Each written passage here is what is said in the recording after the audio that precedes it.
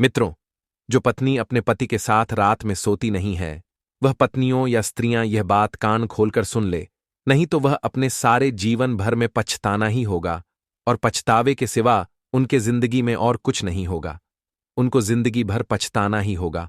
और जो स्त्रियां अपने पति के साथ शयन कक्ष में नहीं जाती और उनके साथ लेटती नहीं हैं और उनसे दूर रहते हैं, वह स्त्रियां इस वीडियो को शुरू से लेकर अंत तक जरूर देखें। और कुछ ऐसी स्त्रियां हैं जो अपने पति को अपने पास सोने नहीं देती हैं और अपने से दूर रखती हैं, अपने पति को अपने पास आने से रोकते हैं। उन स्त्रियों को जीवन भर पछताना होता है और उन्हें ऐसा पाप लगता है जो कि उन स्त्रियों को बर्बाद करके रख देता है। वैसे तो मित्रों, बताया जाता है कि पति और पत्नी को एक साथ में सोना चाहिए, लेकिन मित्रों, आप सभी यह बात सुनकर बड़े आश्चर्य में पड़ जाएंगे कि पति पत्नी को जरूरी है कि एक साथ में ही सोए। एक समय की बात है, भगवान श्री कृष्ण द्वारिका नगरी में विराजमान थे। द्वारिका नगरी अपने आप में अद्भुत थी। वहां का वातावरण अत्यंत मनोरम था और नगरी का सौंदर्य ऐसा कि कोई भी उसे देखकर मोहित हो जाए। हर दिशा में सुख शांति का अनुभव होता था। उसी दिव्य वातावरण में देवर्षि नारद जी द्वारिका पहुंचे। उन्होंने भगवान श्री कृष्ण के पास जाकर उन्हें साष्टांग प्रणाम किया और कहा, हे प्रभु, जब मैं आज पृथ्वीलोक पर भ्रमण कर रहा था, तब मैंने एक अत्यंत भयानक दृश्य देखा। मैंने देखा कि एक स्त्री जो पहले से विवाहित थी, किसी पराये पुरुष के साथ संबंध बना रही थी। यह देखकर मेरा मन अत्यंत विचलित हो गया। हे प्रभु, इसी के संदर्भ में मेरे मन में एक प्रश्न उत्पन्न हुआ है। एक पुरुष को किस प्रकार की स्त्री को चुनना चाहिए जिससे कि वह अपने जीवन में सुखी दांपत्य जीवन व्यतीत कर सके? प्रभु, कृपया इस प्रश्न का समाधान करें और मेरी जिज्ञासा शांत करें।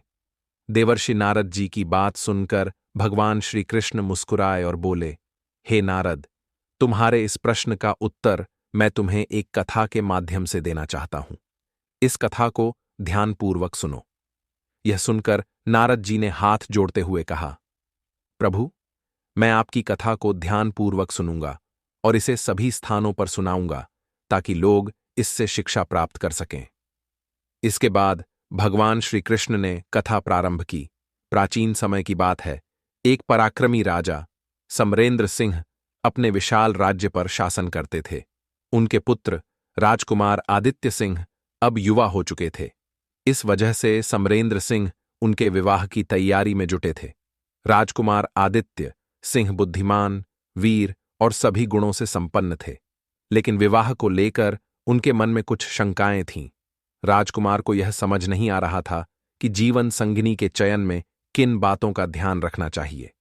एक दिन जब राजा समरेंद्र सिंह ने आदित्य के लिए एक सुंदर और प्रतिष्ठित राजकुमारी का चयन किया, तो राजकुमार आदित्य के मन में अनेक प्रश्न उठ खड़े हुए। जब समरेंद्र सिंह ने विवाह की बात की, तो आदित्य ने गंभीरता से कहा, पिताजी, आपने मेरे लिए जिस राजकुमारी का चयन किया है, वह निस्संदेह उत्तम होगी, परंतु मैं यह समझना चाहता हूं कि विवाह का सही निर्णय कैसे लिया जाए। मुझे इस विषय में अधिक ज्ञान नहीं है। राजा समरेंद्र सिंह ने अपने पुत्र की जिज्ञासा को ध्यान से सुना और उन्हें अपने सबसे विश्वसनीय मंत्री आचार्य वसुराज के पास भेजा। वसुराज धर्म, नीति और जीवन के विभिन्न विषयों के गहन ज्ञाता थे। आदित्य सिंह ने वसुराज से मिलने का निश्चय किया। अगले दिन वे राजसभा में वसुराज के पास पहुंचे और उन्हें प्रणाम किया। वसुराज ने आशीर्वाद देते हुए पूछा, राजकुमार, आप इतनी चिंता में क्यों हैं? कहिए, मैं आपकी क्या सहायता कर सकता हूं? आदित्य ने कहा, मंत्री जी, मेरे पिताजी ने मेरे विवाह के लिए एक राजकुमारी का चयन किया है, लेकिन मैं यह जानना चाहता हूं कि विवाह से पहले किन बातों का ध्यान रखना चाहिए। एक पत्नी में कौन कौन से गुण होने चाहिए? आचार्य वसुराज ने गहरी सांस लेते हुए कहा, राजकुमार, यह प्रश्न अत्यंत महत्वपूर्ण है। विवाह केवल दो शरीरों का नहीं, बल्कि दो आत्माओं का मिलन है। यह जीवन की नई यात्रा का प्रारंभ है। इस विषय पर मार्गदर्शन के लिए मैं आपको महर्षि देवव्रत के पास जाने का सुझाव देता हूं। वे इस विषय के आदर्श ज्ञाता हैं। राजकुमार आदित्य सिंह ने आचार्य वसुराज की बात को गंभीरता से लिया और महर्षि देवव्रत से मिलने का निर्णय किया। अगली सुबह आदित्य सिंह महर्षि के आश्रम की ओर रवाना हुए। आश्रम घने जंगलों के बीच एक शांत और पवित्र स्थान पर स्थित था। वहां पहुंचने के लिए उन्हें कई ऊंचे पहाड़ों और गहरे जंगलों से होकर गुजरना पड़ा। आश्रम में पहुंचने पर उन्होंने देखा कि महर्षि देवव्रत ध्यान मग्न थे। वातावरण में एक दिव्य शांति और पवित्रता थी। राजकुमार ने महर्षि के पास जाकर उन्हें प्रणाम किया। महर्षि ने अपनी आंखें खोलीं और मुस्कुराते हुए कहा, पधारो राजकुमार, कहो तुम अपनी राजधानी छोड़कर इतनी दूर मेरे पास क्यों आए हो? तुम्हारे मन में कौन सी जिज्ञासा है? आदित्य ने विनम्रता से कहा, गुरुदेव, मैं विवाह के विषय में कुछ महत्वपूर्ण बातें समझना चाहता हूं। कृपया मुझे बताइए कि एक पत्नी में कौन कौन से गुण होने चाहिए। महर्षि देवव्रत ने गंभीर स्वर में कहा, वत्स, मैं तुम्हें इस विषय पर अवश्य मार्गदर्शन दूंगा, लेकिन पहले मैं तुम्हें एक प्राचीन कथा सुनाऊंगा जो स्त्रियों के गुण और दोषों को उजागर करती है। ध्यान रहे, इस कथा को सुनते समय तुम्हारे मन में कोई द्वेष न उत्पन्न हो। इसे पूरी ध्यान से सुनना, तभी तुम्हें उचित ज्ञान मिलेगा। राजकुमार आदित्य ने उत्तर दिया, गुरुदेव, मैं इस कथा को पूरी श्रद्धा और ध्यान से सुनूंगा। कृपया आप मुझे वह कथा सुनाइए। आर्षि ने कहा, हे वत्स, अब मैं तुम्हें वह कथा सुनाता हूं। यह बहुत पुरानी बात है। एक नगर था जिसका नाम अरण्यपुर था। वहां एक ब्राह्मण विनायक शर्मा रहते थे।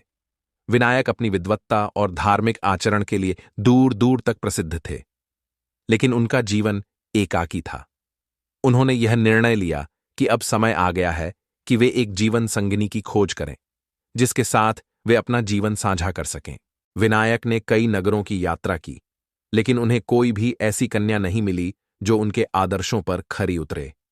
एक दिन उन्हें यह सुनने में आया कि सुरम्य नगर में धर्मशीलन नामक ब्राह्मण की कन्या है, जिसका नाम सुवर्णा है। सुवर्णा के रूप और गुणों की चर्चा दूर दूर तक थी। यह सुनकर विनायक ने तय किया कि वह सुरम्य नगर जाएंगे और सुवर्णा से विवाह का प्रस्ताव रखेंगे। उन्होंने यात्रा की तैयारी की और कुछ ही दिनों में सुरम्य नगर पहुंच गए। धर्मशीलन का घर नगर के मध्य में स्थित था। विनायक वहां पहुंचे और धर्मशीलन से मिलने की इच्छा प्रकट की। धर्मशीलन जब बाहर आए तो उन्होंने विनायक को देखकर आदरपूर्वक अपने घर में आमंत्रित किया। धर्मशीलन पहले से ही विनायक की विद्वत्ता और धर्मशीलता से परिचित थे। उन्होंने विनायक का स्वागत करते हुए कहा, पंडित जी, यह मेरे लिए सौभाग्य की बात है कि आप जैसे महान विद्वान मेरे घर आए हैं। विनायक ने अपने मन की बात कहने के लिए उपयुक्त समय का इंतजार किया। एक दिन उन्होंने धर्मशीलन से अकेले में बात करने का अवसर मांगा। धर्मशीलन ने उन्हें अपने अध्ययन कक्ष में बुलाया। कक्ष में दीवारों पर शास्त्रों और वेदों की पांडुलिपियां सजी हुई थीं। कुछ क्षण मौन के बाद विनायक ने कहा, धर्मशीलन जी, आपकी पुत्री सुवर्णा के रूप और गुणों की प्रशंसा मैंने सुनी है। मैं उसकी सुंदरता और शील का ध्यानपूर्वक अवलोकन करना चाहता हूं। मुझे लगता है कि वह मेरी जीवन संगिनी बनने के लिए योग्य है। मैं आपसे प्रार्थना करता हूं कि आप मेरे प्रस्ताव पर विचार करें। धर्मशीलन ने विनायक की बातों को गंभीरता से सुना। वे पहले ही विनायक की विद्वत्ता और चरित्र से प्रभावित थे।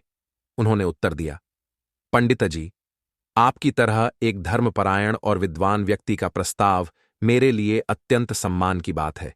मेरी पुत्री सुवर्णा वास्तव में रूपवती और गुणवान है। मुझे विश्वास है कि वह आपके साथ सुखमय जीवन व्यतीत करेगी। विनायक ने धर्मशीलन की सहमति को प्रसन्नतापूर्वक स्वीकार किया। विवाह की तिथि निर्धारित कर दी गई। कुछ ही दिनों बाद सुवर्णा और विनायक का विवाह संपन्न हुआ। विवाह समारोह पूरे नगर में चर्चा का विषय बन गया। विवाह के पश्चात विनायक और सुवर्णा का जीवन शुरू हुआ। विनायक ने अपनी पत्नी को हर संभव सुख देने का संकल्प लिया। वे उसकी हर इच्छा पूरी करने के लिए तत्पर रहते। लेकिन समय के साथ विनायक को सुवर्णा के वास्तविक स्वभाव का पता चलने लगा। उन्होंने देखा कि सुवर्णा का स्वभाव अत्यंत आत्मकेंद्रित और स्वार्थी था। वह कभी भी विनायक के साथ प्रेमपूर्ण व्यवहार नहीं करती थी। विवाह के कुछ ही दिनों बाद सुवर्णा ने विनायक को उनके नाम से पुकारना शुरू कर दिया और उनके साथ कठोर व्यवहार करने लगी। विनायक जो अपनी पत्नी से गहरा प्रेम करते थे, उसकी हर आज्ञा का पालन करते, लेकिन उन्हें कभी भी सम्मान नहीं मिला। सुवर्णा का व्यवहार दिन ब दिन कठोर होता गया। एक दिन विनायक ने सुवर्णा से बड़े प्यार से कहा, प्रिय सुवर्णा, क्या तुम मेरे साथ कुछ समय बिता सकती हो? तुम्हारे साथ समय बिताना मुझे बहुत अच्छा लगता है। सुवर्णा ने तीखे स्वर में उत्तर दिया, क्या मैं तुम्हारी दासी हूं? मैं जो चाहूंगी वही करूंगी। मुझे तुम्हारे साथ समय बर्बाद करने का कोई शौक नहीं है। विनायक ने उसकी कठोरता सहते हुए कहा, प्रिय, मैं तुम्हारे लिए कुछ भी करने को तैयार हूं। मुझे केवल तुम्हारा साथ चाहिए। लेकिन सुवर्णा ने इसे भी नजरअंदाज कर दिया और अपनी मनमानी करती रही। वह रोज मंदिर जाने का बहाना बनाकर घर से बाहर निकलती, लेकिन वास्तव में वह मंदिर नहीं जाती थी। वह किसी अन्य व्यक्ति से मिलने जाती थी। विनायक के लिए वह भोजन तक नहीं बनाती थी। स्वयं पहले खाती और विनायक को भूखा छोड़ देती। कुछ समय बाद सुवर्णा की नगर के एक प्रसिद्ध ज्योतिषी से मुलाकात हुई, जिसका नाम चक्रधर था। चक्रधर सुंदर, चतुर और अपनी वाक्पटुता के लिए विख्यात था, लेकिन उसके मन के गहरे कोने में कपट और धूर्तता का अंधकार छिपा था।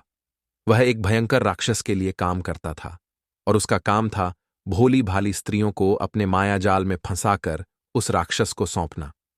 एक दिन सुवर्णा ने उसे मंदिर के बाहर खड़े देखा। उसकी प्रभावशाली वाणी और आकर्षक व्यक्तित्व ने सुवर्णा को मोहित कर लिया। सुवर्णा, जो अपने वैवाहिक जीवन से असंतुष्ट थी, उस पर आकर्षित हो गई। अगले ही दिन उसने अपनी कुंडली दिखाने के बहाने चक्रधर के आश्रम जाने का निश्चय किया। चक्रधर ने कहा, आओ देवी, तुम्हारी आंखों में कई सवाल हैं। मुझे लगता है तुम्हारी परेशानियों का समाधान मेरे पास है। सुवर्णा ने उसे नम्रतापूर्वक उत्तर दिया, महाराज, मैंने आपके ज्ञान और विवेक की बहुत प्रशंसा सुनी है। कृपया मेरा भविष्य बताएं और मेरी समस्याओं का समाधान करें। चक्रधर ने उसकी हथेली पर अपनी गहरी नजर डाली और मृदु स्वर में बोला, तुम्हारे जीवन में अनेक उतार चढ़ाव हैं। यदि तुम मेरे मार्गदर्शन का पालन करोगी तो तुम्हारा जीवन सुखमय हो सकता है। सुवर्णा ने जिज्ञासा से पूछा, कौन से मार्गदर्शन महाराज? कृपया विस्तार से बताएं। चक्रधर ने उसकी आंखों में गहराई से देखते हुए कहा, तुम्हें मेरे साथ कुछ समय बिताना होगा। मेरे आश्रम में आना होगा, जहां मैं तुम्हारे लिए उचित उपाय कर सकूं। तभी तुम्हारे जीवन की समस्याओं का अंत होगा। सुवर्णा, जो पहले से ही अपने पति से नाराज और असंतुष्ट थी, चक्रधर के छलपूर्ण आकर्षण में फंस गई। वह नियमित रूप से आश्रम जाने लगी। चक्रधर ने उसे अपने मधुर शब्दों और झूठे वादों से इस हद तक प्रभावित किया कि उनके बीच अनैतिक संबंध स्थापित हो गए।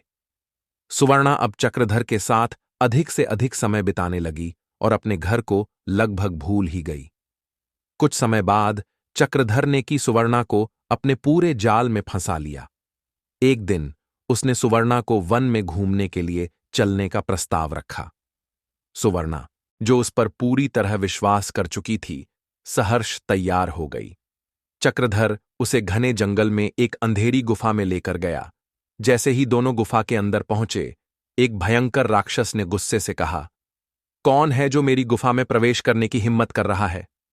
चक्रधर घबराते हुए आगे बढ़ा और बोला, हे स्वामी, मैं आपका सेवक चक्रधर हूं। आपके लिए एक और स्त्री लेकर आया हूं। गुफा के अंधकार से एक विशाल और भयानक आकृति प्रकट हुई। वह राक्षस था, जिसकी आंखों से आग की लपटें निकल रही थीं। वह गरजते हुए बोला, वाह चक्रधर, तूने एक बार फिर मेरा काम बखूबी किया। अब इस स्त्री को छोड़ और अगली बार एक और स्त्री लेकर आना। लेकिन ध्यान रखना, वह स्त्री चरित्रहीन होनी चाहिए। ऐसी स्त्रियों को यातना देने में मुझे अपार आनंद मिलता है। चक्रधर ने झुकते हुए कहा, जैसा आप चाहें महाराज। मैं शीघ्र ही आपके लिए एक और स्त्री लाऊंगा। यह स्त्री भी वैसी ही है। यह अपने पति को धोखा देकर मेरे साथ आई है। अब यह पूरी तरह आपकी है। सुवर्णा, जो चक्रधर पर आंख मूंद कर विश्वास कर चुकी थी, यह दृश्य देखकर दहल गई। उसे एहसास हुआ कि वह कितनी बड़ी गलती कर चुकी है, लेकिन अब बहुत देर हो चुकी थी। राक्षस ने उसे अपने कब्जे में ले लिया और उसकी स्वतंत्रता छीन ली। गुफा में गूंजती भयावह हंसी के बीच सुवर्णा ने अपने जीवन के सबसे बड़े पाप की कीमत चुकाई। वह अब राक्षस के अधीन थी, जो उसका उपयोग अपने दुष्ट कार्यों के लिए करने लगा। जब विनायक ने देखा कि सुवर्णा घर पर नहीं है, तो वह अत्यंत चिंतित हो गए। उन्होंने नगर के हर कोने में उसकी तलाश की, लेकिन सुवर्णा का कहीं पता नहीं चला। अंततः एक व्यक्ति ने उन्हें सूचना दी कि उसने सुवर्णा को अंतिम बार चक्रधर के साथ देखा था। विनायक ने तुरंत निर्णय लिया और चक्रधर के आश्रम का रुख किया।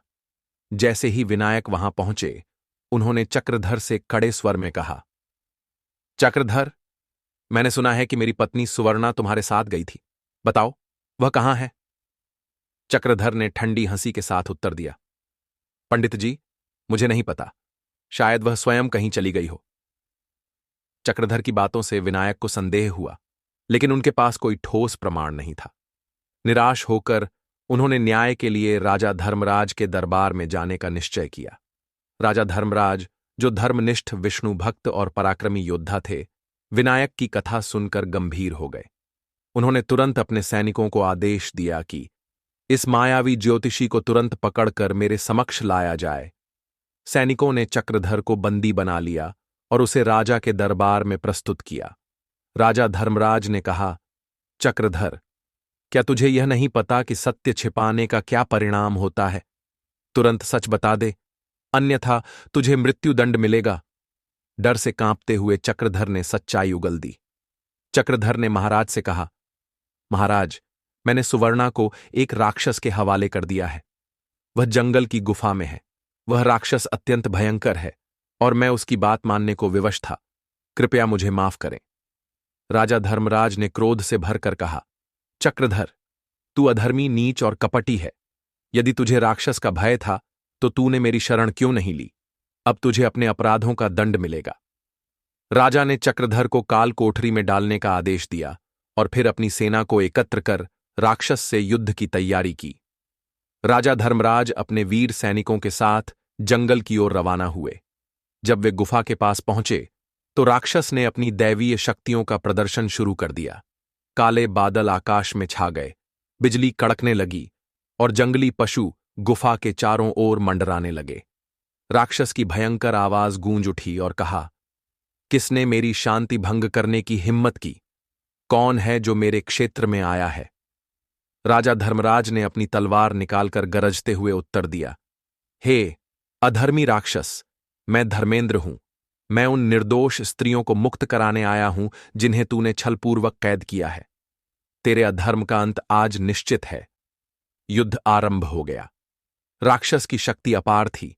उसने अपने मंत्रों और शक्तियों से कई सैनिकों को घायल कर दिया, लेकिन राजा धर्मराज की वीरता और उनकी विष्णु भक्ति के आगे राक्षस की ताकत टिक नहीं पाई। राजा ने अपनी तलवार से राक्षस का सिर धड़ से अलग कर दिया और उसका अंत कर दिया। राजा ने गुफा में बंधक बनाई गई सभी स्त्रियों को मुक्त किया। सुवर्णा भी उनमें से एक थी। जब सुवर्णा दरबार में लाई गई तो विनायक को उसकी सच्चाई का पता चला। वह स्त्री, जिसे उन्होंने पतिव्रता और आदर्श गृहिणी समझा था, चक्रधर के छल का शिकार हो चुकी थी। विनायक नई सुवर्णा से कहा, सुवर्णा, तुम्हारी असलियत अब मेरे सामने है। तुम्हारे इस आचरण ने न केवल मेरे विश्वास को तोड़ा, बल्कि मेरे जीवन को भी कलंकित किया। मैं तुम्हें अब और स्वीकार नहीं कर सकता। तुम्हें अपने पिता के घर लौटना होगा। सुवर्णा अपने पिता सोमदत्त के घर पहुंची, लेकिन सोमदत्त उसे देखकर क्रोधित हो गए और उससे कहा, तूने हमारे कुल की मर्यादा को नष्ट कर दिया है। तेरे जैसे चरित्रहीन स्त्री के लिए मेरे घर में कोई स्थान नहीं है। सुवर्णा ने हाथ जोड़कर विनती की, पिताश्री, मुझसे बहुत बड़ी भूल हो गई है। मैं अपने अपराधों के लिए अत्यंत शर्मिंदा हूं। कृपया मुझे क्षमा करें। मेरे पास और कोई आश्रय नहीं है। लेकिन सोमदत्त ने कठोर स्वर में कहा, जिस पति का तूने त्याग किया वही तेरा स्थान था। अब तुझे मेरे घर में जगह नहीं मिलेगी। उन्होंने सुवर्णा को घर से निकाल दिया। सुवर्णा ने नगर छोड़ दिया। वह अपने कर्मों के कारण एकाकी हो गई और अपने भाग्य को कोसते हुए जीवन व्यतीत करने लगी। यह कहानी उन सभी को चेतावनी देती है जो लालच, कपट और अधर्म के मार्ग पर चलते हैं। मित्रों, इस प्रकार सुवर्णा को अपने कर्मों का दंड मिला और विनायक ने एक नए जीवन की शुरुआत की। उन्होंने धर्म और सत्य की राह पर चलने का संकल्प लिया। कथा समाप्त करने के बाद महर्षि देवव्रत ने राजकुमार आदित्य से गंभीरता से कहा, पुत्र, इस कथा से यह शिक्षा मिलती है कि विवाह से पहले स्त्री के चरित्र और स्वभाव को भलीभांति परख लेना चाहिए। केवल सुंदरता और बाहरी गुण पर्याप्त नहीं है। एक पत्नी में निष्ठा, सत्यनिष्ठा और सच्चा प्रेम होना अत्यंत आवश्यक है। जो स्त्री अपने पति के प्रति निष्ठावान नहीं रहती, वह कभी भी गृहस्थ जीवन में सुखी नहीं हो सकती। इसलिए विवाह से पहले अपने मन और बुद्धि का सही उपयोग करो और ऐसे गुणों की तलाश करो जो तुम्हारे जीवन को सुखमय और सुसंस्कृत बना सकें। राजकुमार आदित्य ने महर्षि देवव्रत के चरणों में प्रणाम करते हुए कहा, गुरुदेव, आपकी इस शिक्षा ने मेरी आंखें खोल दी हैं।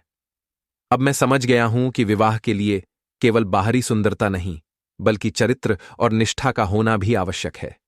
मैं आपके उपदेश का पालन करूंगा। महर्षि देवव्रत ने राजकुमार आदित्य को आशीर्वाद देते हुए कहा, पुत्र, मेरा आशीर्वाद सदा तुम्हारे साथ है। जाओ और सही निर्णय लेकर अपने जीवन को सुखमय बनाओ। राजकुमार आदित्य ने महर्षि देवव्रत से विदाई ली और अपने घोड़े पर बैठकर राजमहल की ओर प्रस्थान किया। राजमहल पहुंचते ही उन्होंने आर्षि की बातें अपने पिता को बताईं। कुछ समय बाद राजकुमार आदित्य ने महर्षि देवव्रत की शिक्षा के अनुसार ऐसी स्त्री की खोज की जिसमें न केवल सुंदरता थी, बल्कि सच्चे चरित्र, निष्ठा और प्रेम का समावेश था। उन्होंने उस स्त्री से विवाह किया और खुशी खुशी अपना जीवन व्यतीत किया। मित्रों, अगर आप सभी को यह अच्छी लगी तो कमेंट बॉक्स में जय श्री कृष्णा अवश्य लिखें। और आप सभी भगवान श्री कृष्ण के सच्चे भक्त हो तो आद्विक कथा चैनल को सब्सक्राइब अवश्य करें। मित्रों, आप सभी का हृदय से धन्यवाद।